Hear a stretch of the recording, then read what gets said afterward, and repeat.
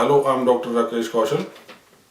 पिछले वीडियो में हमने बात की दूध के दांतों के बारे में, मिल्क टीथ के बारे में। दूध के दांत कई कारणों से इम्पोर्टेंट हैं, जैसे दिखने के लिए, स्माइल करने के लिए, खाने के लिए, बोलने के लिए, और सबसे इम्पोर्टेंट कि परमानेंट दांतों को ये रास्ता देते हैं, मुंह में आने के लिए गाइड करते हैं। तो अगर हम बात करें इनमें होने वाली कुछ प्रॉब्लम्स के बारे में, तो सबसे ज़्यादा कॉमन प्रॉब्लम है कैविटीज़ की। फिर गम्स की प्रॉब्लम भी आ सकती है, या हैप्चुअल प्रॉब्लम्स जैसे थंब सकिंग, जीभ घुमाना, या सूदर चूसने के कारण कोई प्रॉब्लम्स आती हैं, वो प्रॉब्लम्स हुई, या इरोजन की प्रॉब्लम होती है, वो बहुत बहुत कम बच्चों में होती है। सो सबसे कॉमन प्रॉब्लम है कैविटीज़ के बारे में। आज हम कैविटी के बारे में बात करेंगे। तो एक कहावत है कि वक्त के साथ हर जख्म भर जाता है, लेकिन दांतों की कैविटीज़ नहीं। कैविटीज़ अगर हो जाएं तो हमें डेंटिस्ट के पास जाना पड़ता है, और फिर क्लीन करके फिलिंग करना ही उसका एकमात्र सोल्यूशन है। तो ये हील नहीं होती। तो कैविटीज़ कैसे होती हैं, अगर हम ये जान लें तो हम बचाव भी अच्छे से कर सकते हैं। तो हमारे मुंह में कई तरह के बैक्टीरिया नॉर्मली होते हैं, ऑलरेडी पड़े होते हैं। उनमें से कुछ फ्रेंडली हैं और कुछ नुकसान करते हैं।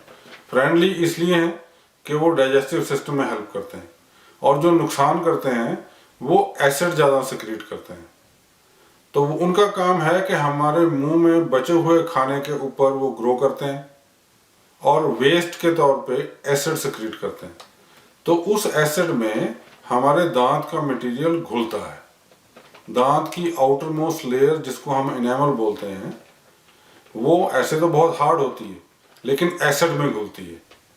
तो वो बैक्टीरिया एसिड सिक्रीट करता रहता है और ये घुलनी शुरू हो जाती है। एक बार घुलनी शुरू हुई, सॉफ्ट हुई, घुली, सॉफ्ट हुई, इस तरीके से वहाँ कैविटी क्रिएट होनी शुरू हो जाती है। और एक बार कैविटी बनी तो ये प्रोसेस कंटिन्यू रहता है जब तक हम उसको पूरा रिमूव ना कर दें और फिलिंग ना कर दें। तो इस तरीके से ये बैक्टीरिया एसिड सिक्रीट करने की वजह से हमारे दांतों को नुकसान करते हैं। तो करना क्या है कि हमारे मुंह में वो खाना ना बचे जिस पे ये बैक्टीरिया ग्रो करते हैं। ओवरनाइट हमारे मुंह में खाना ना रहे, देर तक हमारे मुंह में खाना ना पड़ा रहे, तो हम इससे बच सकते हैं। अब किस प्रकार का खाना इन बैक्टीरिया को सबसे ज़्यादा पसंद है? कार्बोहाइड्रेट्स पसंद है, शुगर वाली चीज़ें पसंद है, मैदे से बने हुए जैसे बिस्किट्स हो गए, कुकीज़ हो गए, जंक फूड हो गया, फास्ट फूड हो गया, ये इनको बहुत पसंद है। तो क्या हम इसको खाना छोड़ दें? नहीं। हाँ, इतना ध्यान रखें कि ये हमारे मुंह में ना पड़ा रहे।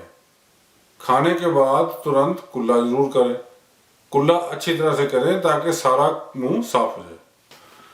अब बच्चों में जैसे चॉकलेट्स हुई, या कैंडीज हुई, या ऐसे लॉलीपॉप होते हैं जो मुंह में डाल के बहुत देर तक चूसते रहते हैं, तो वो नुकसान करते हैं। देर तक मुंह में शुगर या कार्बोहाइड्रेट्स या चॉकलेट्स जैसे पड़े रहते हैं, वो सबसे ज़्यादा नुकसान करते हैं। मैं रिपीटेडली इसलिए बोल रहा हूँ कि खाने से नुकसान नहीं होता, मुंह में खाना पड़ा रहने से नुकसान होता है। वो भी घंटा, 2 घंटे, 3 घंटे से ज़्यादा ये खाना मुंह में पड़ा रहता है। तो ब्रश, 2 टाइम ब्रश जरूर करवाएं। रात का ब्रश सुबह के ब्रश से ज़्यादा ज़रूरी है। कारण वही कि रात को हम मुंह बंद करके सो जाते हैं और खाना मुंह में पड़ा रहता है, और बैक्टीरिया को मैक्सिमम टाइम मिलता है ग्रो करने का। अब आप कहोगे कि छोटे बच्चे जो कुल्ला नहीं कर सकते, उनको उनके दांत कॉटन से या कपड़े के टुकड़े से अंदर और बाहर दोनों तरफ से अच्छी तरह साफ कर दें।